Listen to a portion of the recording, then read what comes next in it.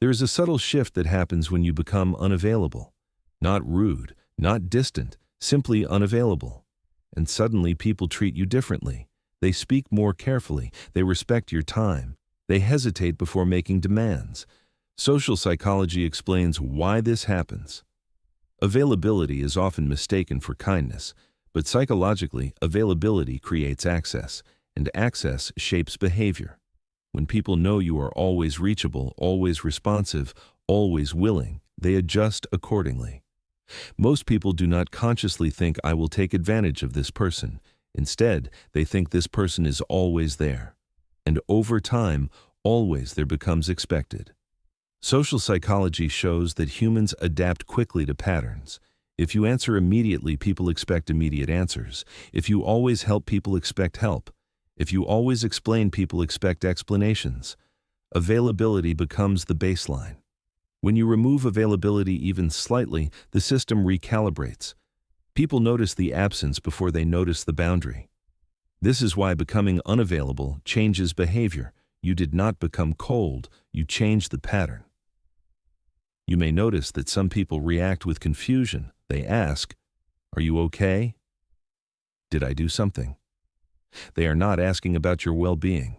They are checking access. Others react with frustration. They say, "You are hard to reach. You are distant lately." Again, this is not about connection. It is about expectation, disruption.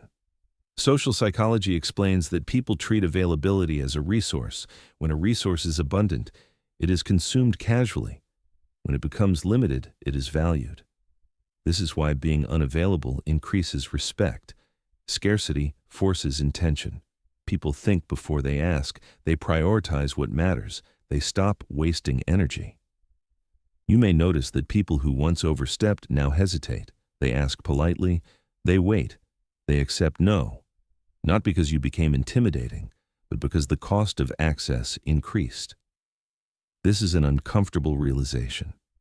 People did not change because you demanded respect. They changed because the structure changed. Being unavailable removes entitlement. Entitlement thrives on constant access. When access is limited, entitlement collapses. Social psychology also shows that availability invites projection. People project responsibility onto the person who is always present. They offload emotions, tasks, decisions. Unavailability returns responsibility to its owner. This is why some people become irritated when you are unavailable. They feel abandoned, but what they lost was convenience. You may feel guilty at first. You might think, am I being selfish? Am I pushing people away? But guilt is often a sign of habit, change, not wrongdoing. Healthy relationships survive unavailability. They adjust. Unhealthy ones resist it. People who respect you will ask differently. They will say, "Let me know when you are free." No pressure. People who relied on access will pressure. They will say, "It will only take a minute. I need you right now." Social psychology shows that urgency is often manufactured. True emergencies are rare. Most urgency is emotional, and unavailability dissolves emotional urgency. You might notice that being unavailable increases curiosity. People listen more closely when you speak. They remember what you say. They value your time. This is not manipulation. It is boundary-driven recalibration. Unavailability also protects your mental energy. Constant availability fragments attention. Fragmented attention creates exhaustion. Exhaustion leads to resentment. By being unavailable, you prevent resentment before it forms. You may lose some people. Those who only connected through access will drift. This feels like loss.